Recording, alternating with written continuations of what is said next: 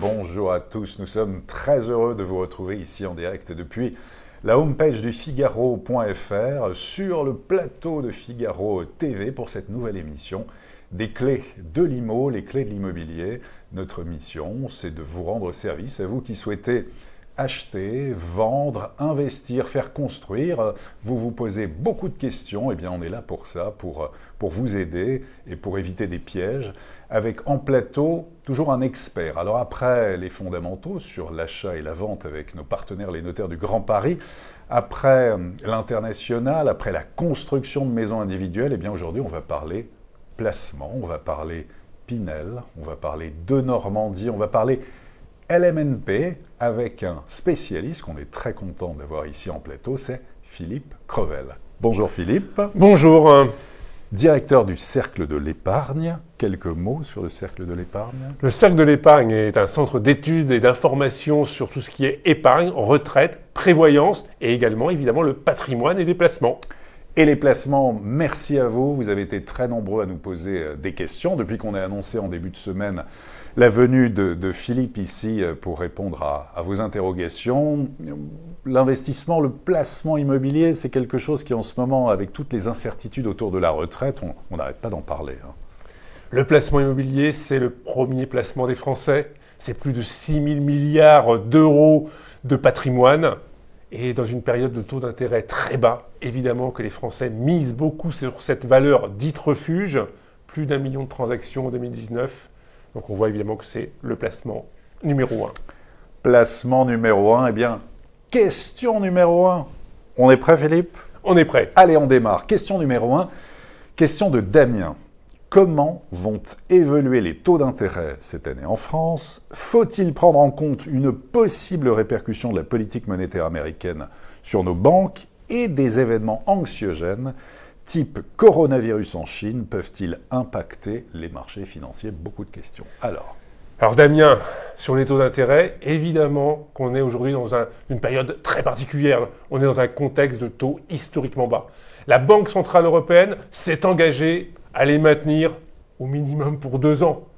Et les événements en cours sont plutôt facteurs, sont plutôt, on va dire, incitatifs pour les maintenir encore plus longtemps bas.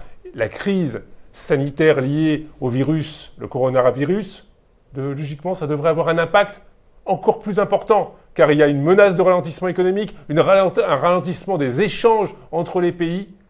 Et dans ces cas-là, c'est plutôt donc facteur de baisse de taux d'intérêt. Et puis... de baisse, donc Philippe, baisse des taux d'intérêt.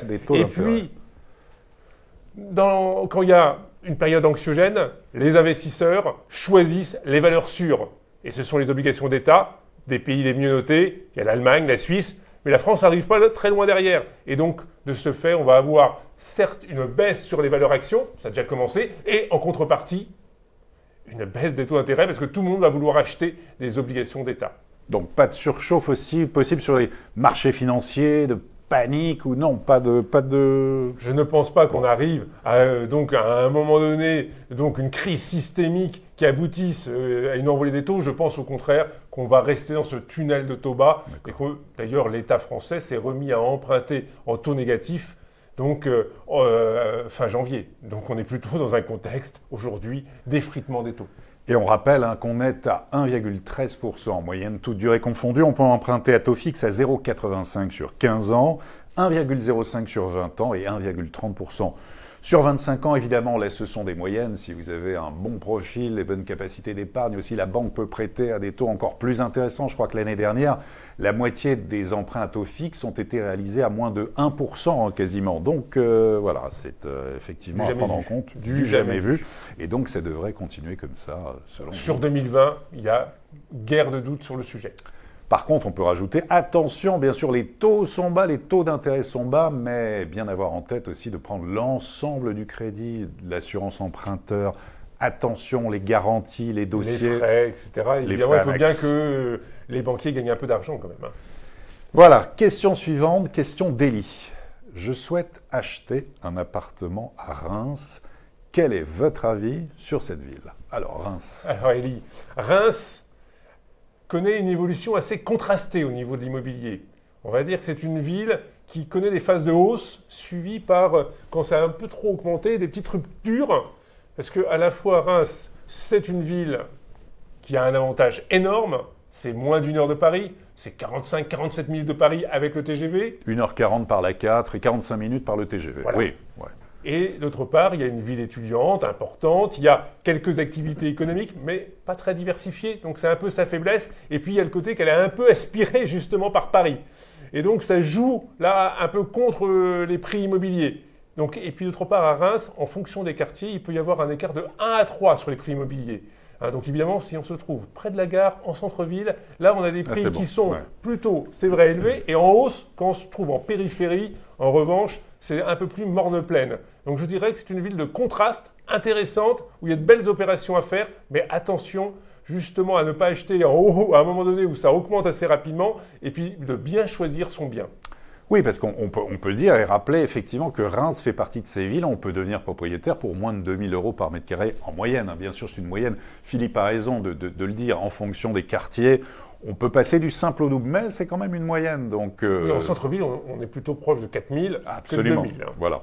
Mais Reims a été très attractive à un moment donné. C'est vrai qu'elle on a dit quasiment que c'était le grand Paris qu'on pouvait aller jusqu'alors. On évoquait Orléans, on a même évoqué Reims. Vous pensez que c'est revenu un petit peu maintenant? Ça a perdu un peu de son attrait? Il y a eu une augmentation assez forte jusque 2015-2016. Il y a eu une petite rupture. En 2019, les prix se sont remis à augmenter en 2019. Donc voilà, mais on n'est plus dans les hausses de 5, 6, 7% qu'on a connues après le lancement du TGV à Est. On est sur un marché qui s'est un peu calmé. D'ailleurs, c'est normal et c'est plutôt bon signe. Bon, question suivante. Alors, question de MBM. Je souhaite rénover et louer un logement à Biarritz en meublé à un étudiant pendant l'année et aux touristes durant l'été. Quels sont les travaux déductibles, zone non éligible de Normandie, et sur combien d'années et avec quel calcul? Alors, premièrement, le choix de Biarritz est intéressant, parce que, évidemment, au niveau touristique, c'est une des destinations préférées des Français. C'est une ville assez dynamique. Donc, le choix étudiant et puis location saisonnière, ça paraît top. C'est assez bien. Après, sur les mécanismes fiscaux, soit il y a l'option du microfoncier avec la déduction forfaitaire de 50%. Donc, dans ces cas-là, c'est assez simple. Vous n'avez pas de facture à présenter à l'administration fiscale. Il faut quand même les conserver, par ailleurs, si vous avez quand même... Toujours, les gars. Voilà. Mais c'est le forfait de 50%. C'est simple. Sur tous les travaux de réhabilitation, d'entretien du logement. Soit, évidemment, on opte pour le statut de loueur en meublé non professionnel avec la double possibilité d'amortir son bien, son logement, et deuxièmement, de faire passer toutes les dépenses d'amélioration, d'entretien, de réparation au réel sur son impôt sur le revenu, avec la possibilité de reporter les déficits fonciers que cela, logiquement, va générer les années à venir. Donc ça peut être la deuxième option, LMNP, ou si on est sur quelque chose d'assez simple, et puis si les travaux ne sont pas très importants, le régime du microfoncier avec la déduction de 50%. Très bien, c'est très complet, effectivement. Question de Guy. Quels sont, selon vous, les meilleurs SCPI, Société Civile de Placement Immobilier? Bon, la question, elle est directe.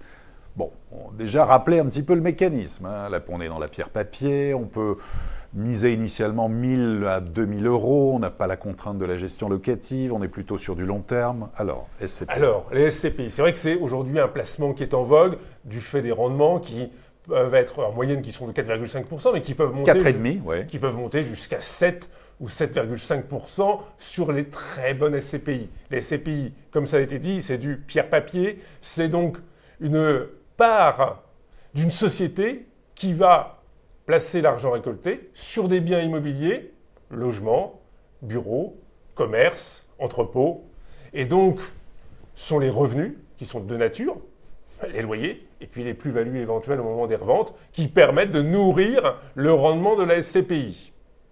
Alors, je ne vais pas me lancer dans le catalogue des 10 meilleurs SCPI, parce que je n'ai pas envie de faire de publicité, mais ce qui est important, c'est de regarder, premièrement, la composition de la SCPI.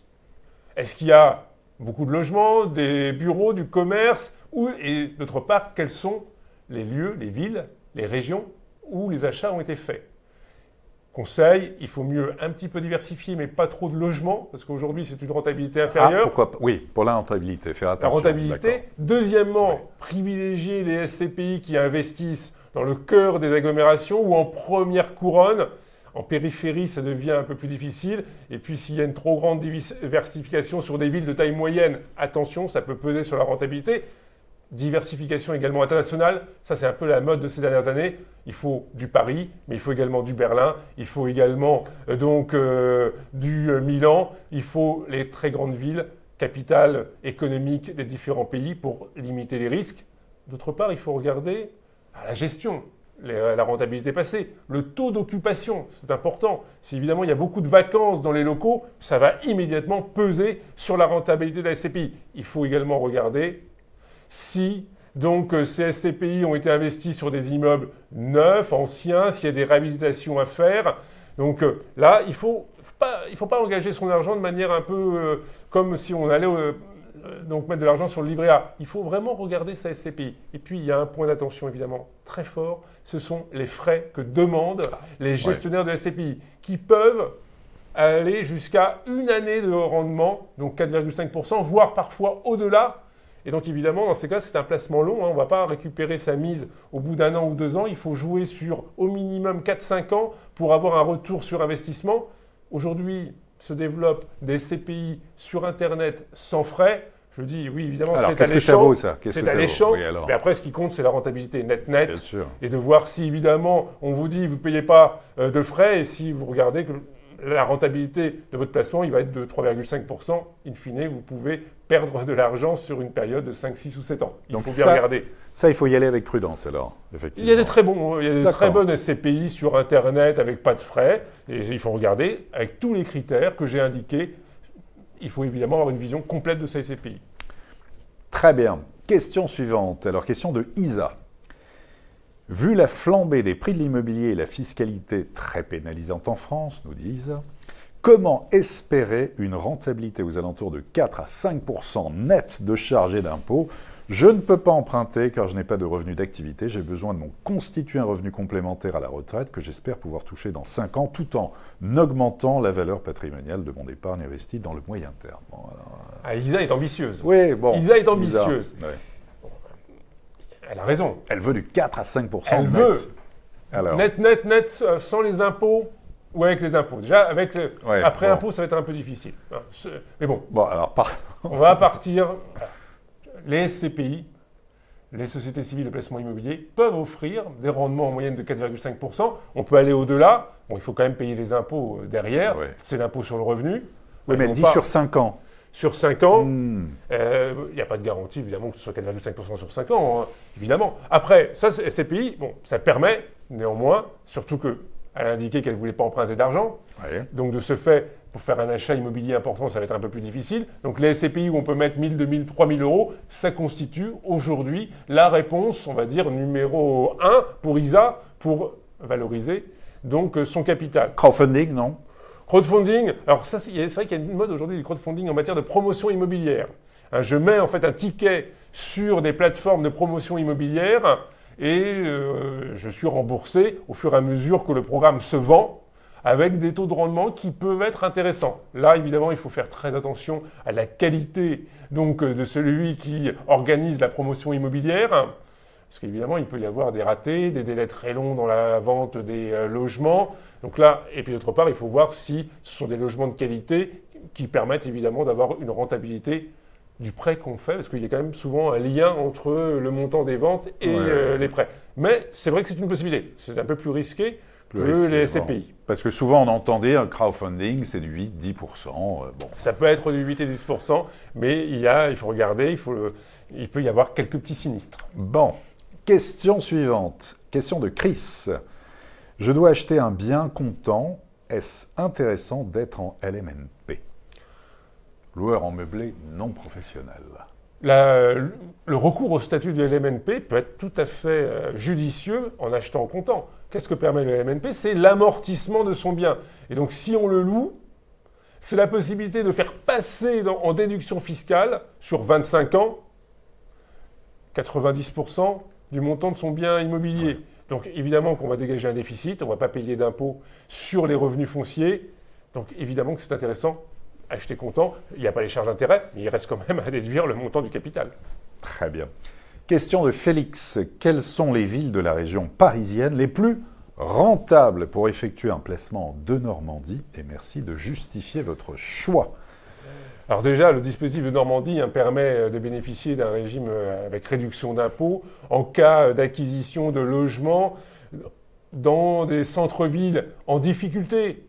Parce qu'avec le développement des zones commerciales à l'extérieur, il y a des centres-villes qui sont dévitalisés. Et c'était un peu l'objectif de Normandie, faire de la réhabilitation en centre-ville pour réanimer.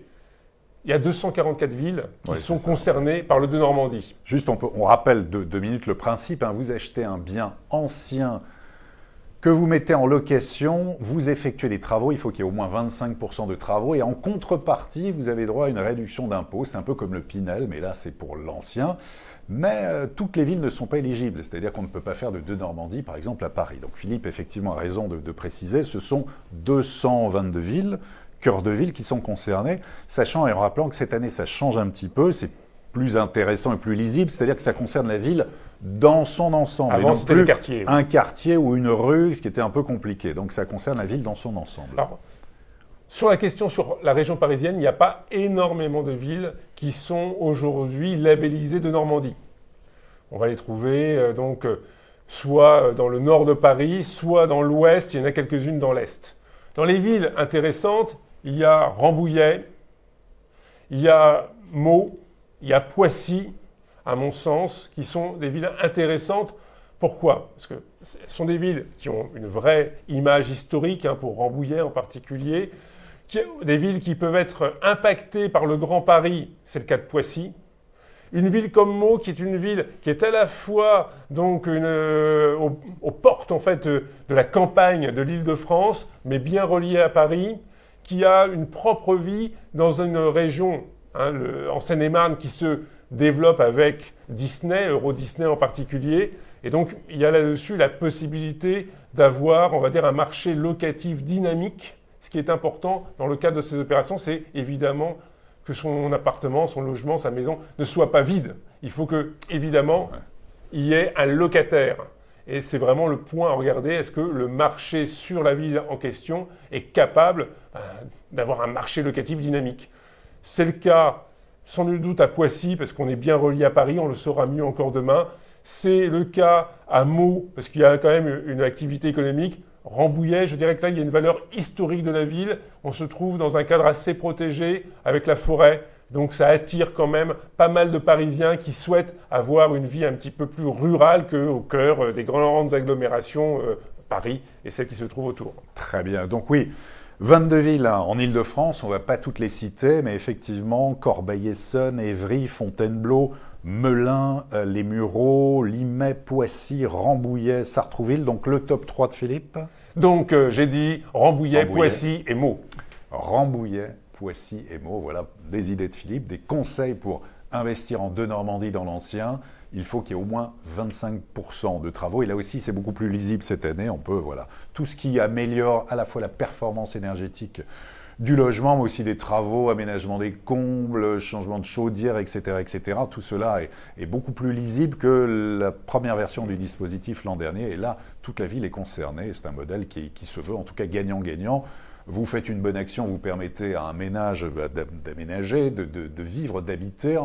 En contrepartie, vous avez le complément de revenu du loyer, et puis vous avez cette réduction d'impôt 12, 18 ou 21%, selon que vous mettiez en location pendant 6 ans, 9 ans ou 12 ans. C'est donc la version de l'ancien, c'est la version Pinel du neuf, mais là qu'on retrouve dans l'ancien. Question de Bernard. Pouvez-vous me conseiller, dans l'optique d'une valorisation sur une période de 5 ans environ, quelle est la ville ou la région la plus propice? Alors, on va sortir la ville de France ou pas? Alors déjà, sur 5 ans, Bernard, c'est quand même relativement court. L'immobilier, c'est un placement long. Alors certes, aujourd'hui, avec l'augmentation des prix, on a l'impression qu'on peut faire des bonnes affaires partout. Il faut faire quand même attention. Oui, il y en a quand même. Hein. Il y en a, bien sûr. Bon, mais... Il y en a, bien sûr. Oui, mais après, il faut quand même être prudent. Je ne peux pas m'engager de dire qu'au bout de 5 ans, tout est gagnant. Non, et là-dessus, je tiens à le répéter. Et on va regarder un peu, oui, en dehors de la région parisienne. Alors. En dehors de la région parisienne, je dirais que pour avoir un bon placement, alors si on veut faire un placement avec de la rentabilité locative, donc il donne du rendement compte tenu du fait qu'on ne va pas payer trop cher. Donc là, il faut plutôt regarder dans des villes comme Saint-Étienne, par exemple, qui est une ville intéressante. Ouais, le prix du mètre carré n'est pas très élevé. Autour de 900 € par mètre carré en moyenne. Et c'est une ville dynamique, avec une population qui se rajeunit. Il y a énormément d'écoles de marketing. Et puis, donc, la ville est en train d'avoir, en fait, de nouvelles activités par rapport à son passé industriel. Donc là, sur Saint-Étienne, il se passe quelque chose. Et le locatif est très intéressant. Saint-Étienne, donc. Ensuite. Après, il y a des villes plus classiques qui sont à la mode, on va dire, depuis maintenant 7, 8, 10 ans. Dans l'Ouest. Dans l'Ouest, évidemment, car croissance économique plus forte, car pas de chômage. Et donc là, on va avoir un triptyque assez simple. Il y a Rennes, évidemment, proximité avec Paris, avec la nouvelle ligne TGV. Il y a le cas de Nantes. Là, c'est le dynamisme Pays de la Loire. Et puis le cas de Angers, qui est une des villes, évidemment, qui attire aujourd'hui le plus de cadres venant de la région parisienne. Ville étudiante, qualité de vie. Ville qui est toujours dans le top 3 des meilleures villes pour vivre en France. Donc là, évidemment, il y a un marché, on va dire, immobilier, locatif, dynamique, avec des possibilités de plus-value, peut-être sous 5 ans, mais du moins sur 10 ans, il y a un vrai potentiel. Je serais plus prudent sur Bordeaux. Pourquoi ? Alors Bordeaux, oui. Alors. Parce que Bordeaux a connu une telle croissance ces derniers temps que le potentiel de plus-value à 5 ans, pour reprendre l'objectif, là, est un peu plus incertain.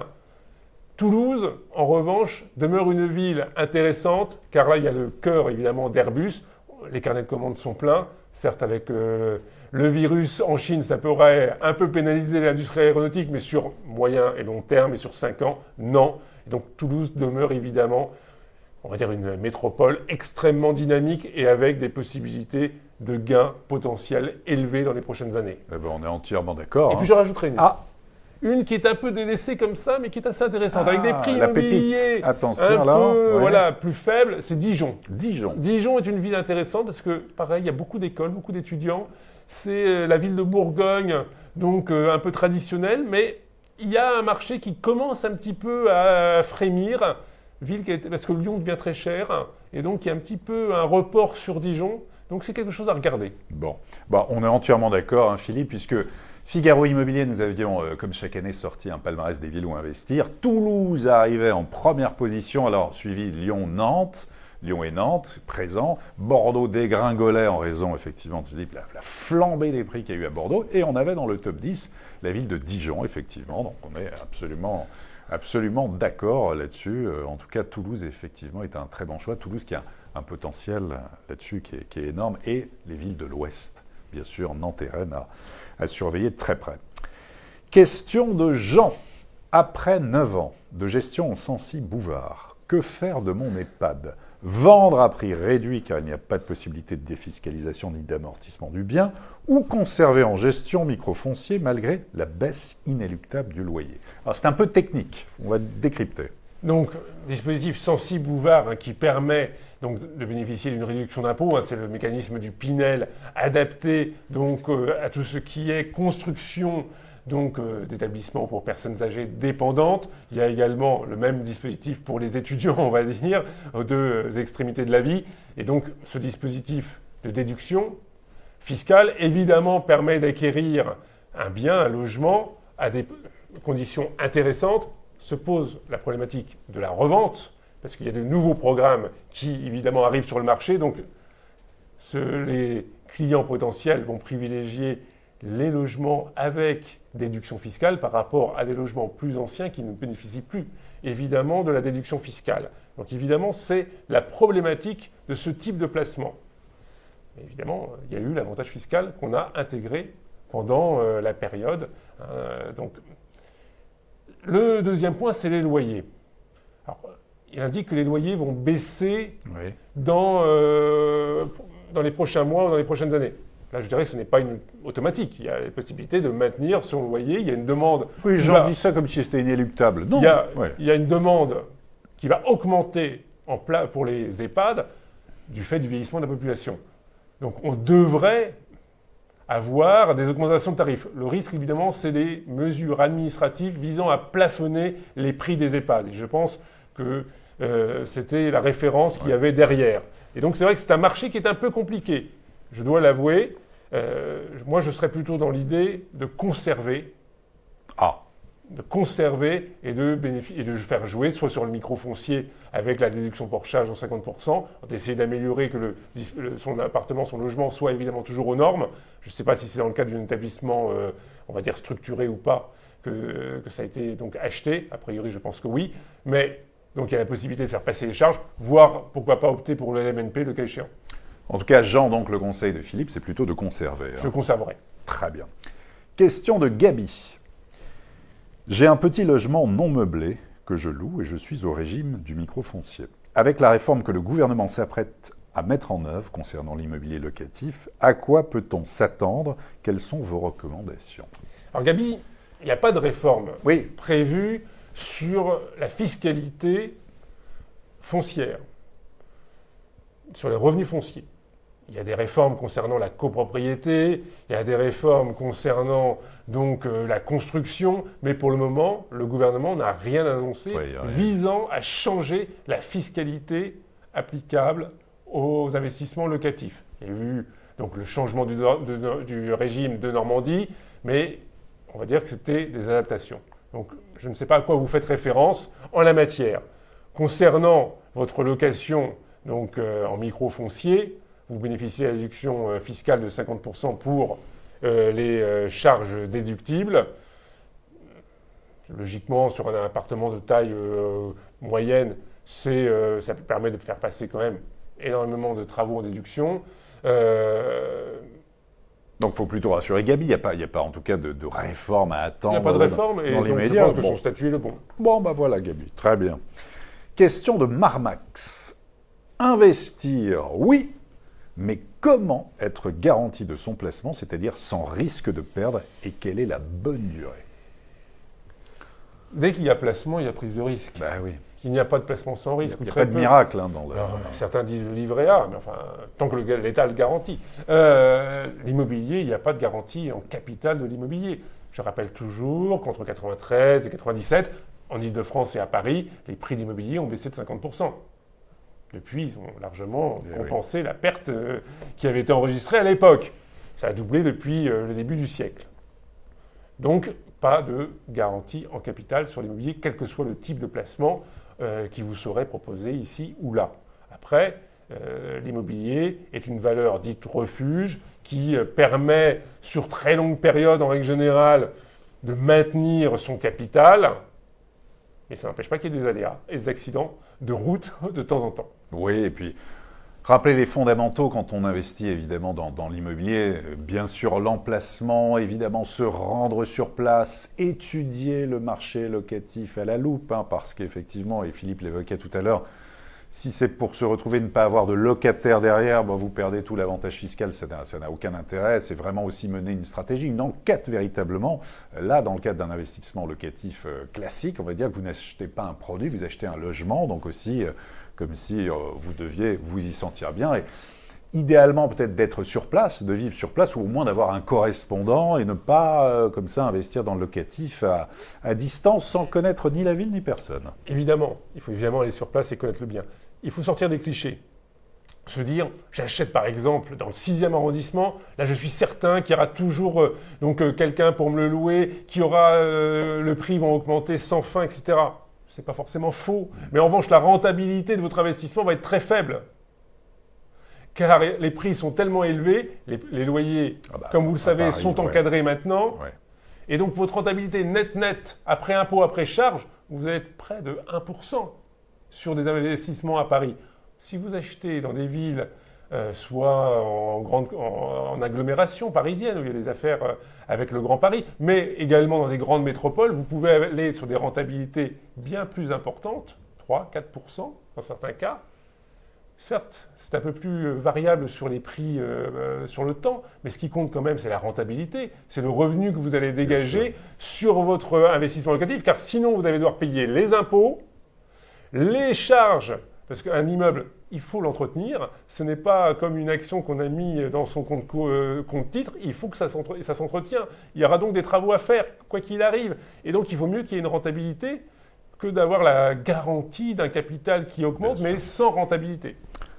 Tout à fait. Question de Rengen. Alors on est toujours dans l'investissement, mais là on est dans le neuf. Quelles sont vos recommandations pour investir en Pinel dans le neuf et où obtenir de bons rendements sur 6 ou 9 ans?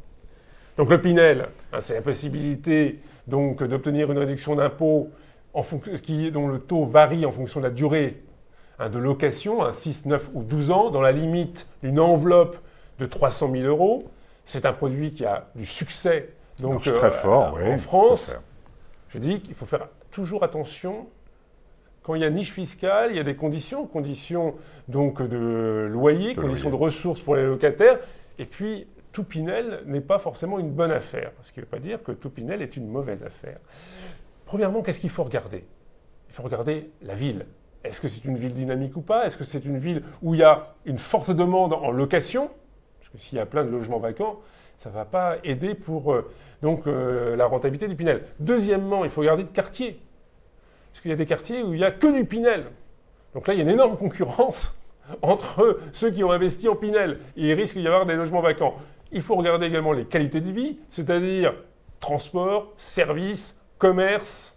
Car quand c'est un quartier en périphérie d'une ville avec que du Pinel, sans transport, sans commerce, sans service, en général, ce n'est pas très très bon signe pour la rentabilité et pour le taux d'occupation. Et il y en a qui ont eu des mauvaises surprises. Oui, absolument, Philippe. Continuez. Et puis, il faut également regarder la qualité du bien immobilier. Parce qu'il faut quand même penser qu'à un moment donné, vous allez peut-être revendre ce bien immobilier au bout de 6 ans, 9 ans ou 12 ans, au terme de la réduction d'impôt. Et si le bien immobilier de mauvaise qualité se dégrade, dans un quartier où il y a encore en plus des programmes de Pinel qui arrivent, vous risquez d'avoir donc une dépréciation de la valeur de votre bien immobilier. Donc attention aux gestionnaires et, on va dire, aux constructeurs des logements. Si ce sont des spécialistes du logement bas de gamme, vous risquez de le payer au moment de la revente. Donc là, également, une enquête s'impose sur la qualité des programmes et donc choisir plutôt des villes dynamiques avec un déficit de logement, évidemment. Donc on va retrouver des villes en forte croissance comme Nantes, comme Toulouse, des villes également comme Saint-Étienne, où il y a une forte demande locative et où il y a des programmes donc nécessaires pour loger les gens. Oui. Très bien, ça me paraît très clair. Et puis on peut rajouter aussi que le Pinel permet, on peut loger des parents, ses enfants aussi. Et c'est vrai que là, ça a donné un coup de booster véritablement à ce dispositif d'investissement locatif, cette possibilité, voilà, ses parents ou ses enfants d'avoir cette location, ou aussi pour certains d'en profiter plus tard. En tout cas, c'est un investissement qui fonctionne dans le neuf. Dans ce cas-là, il faut regarder les villes étudiantes. Absolument, absolument. Et donc, faire un Pinel où il n'y a pas d'université pour ses enfants, ça peut être un peu plus difficile. Absolument. Donc, d'où Rennes aussi, Nantes, effectivement, qui sont des valeurs sûres, même Angers, effectivement, qui sont des valeurs sûres. Sur Figaro Immobilier, j'imagine bien sûr le cercle de l'épargne, beaucoup à la fois d'articles et de conseils dans le domaine sur le Pinel comme sur l'investissement au sens très large. Allez, on prend une dernière question. Question d'Hector. Quels sont les placements immobiliers exonérés de l'IFI, l'impôt sur la fortune immobilière? Alors Hector, déjà, l'IFI, impôt sur la fortune immobilière, veut bien dire que c'est un impôt sur l'immobilier. Certains avaient espéré que l'ISF soit complètement supprimé. On n'en a supprimé qu'une partie sur ce qui était donc les valeurs financières, les actions, les obligations, etc. En revanche, l'immobilier n'échappe pas donc à l'IFI. Il y a quelques moyens d'échapper. Premièrement, c'est de transformer ces biens immobiliers en biens professionnels. C'est par exemple, vous faites de la location saisonnière et vous allez transformer ça en résidence de tourisme. Il faut avoir un bail commercial et tout ça. Il faut monter une société et faire de la location donc touristique. Il faut avoir un agrément qui n'est pas trop compliqué à obtenir. Il y a des conditions en revanche sur le nombre de lits et sur les services qui sont offerts. Service, il faut par exemple prévoir le changement des draps ou des choses, donc, et avoir une permanence pour permettre donc les personnes qui louent aient en fait une ligne contact en cas de problème. Mais c'est la façon là d'exonérer des biens immobiliers. À part cette résidence de tourisme hôtelière, les autres possibilités, c'est les baux ruraux, les forêts, où là, il n'y a pas d'IFI. Donc c'est un peu limité. Après, il y a tout ce qu'on appelle démembrement de propriété. La loi qui a introduit l'IFI a un peu compliqué la donne. Ce n'est plus automatique. Il faut donc regarder là de manière précise le droit pour savoir quand on est usufruitier, si on peut ou pas bénéficier donc, de l'exonération. Ça a été rendu un peu plus complexe au moment de l'introduction de l'IFI. Donc je dirais que c'est relativement limité les possibilités d'exonération. Et tout ce qui est pierre-papier, en revanche, n'y échappe pas. Les SCPI sont soumis à l'IFI. Donc on voit que c'est quand même aujourd'hui assez contraint. Eh bien voilà. En tout cas, ce n'était pas une contrainte, c'était un véritable plaisir de vous avoir avec nous, Philippe. Ben merci, pour moi aussi, toujours. J'espère que vous reviendrez. Oui, évidemment. Il en prend l'engagement. En attendant, continuez, posez vos questions 24 heures sur 24. On est là avec le forum sur Figaro Immobilier. Beaucoup de questions et puis chaque semaine, donc un rendez-vous ici avec un expert en plateau, Figaro Immo, pour comme ça vous donner des conseils, des astuces. C'est important d'avoir cette expertise des professionnels. À très bientôt, Philippe. À très bientôt et merci encore. Merci à vous les internautes et donc à une prochaine édition des Clés de l'Immo.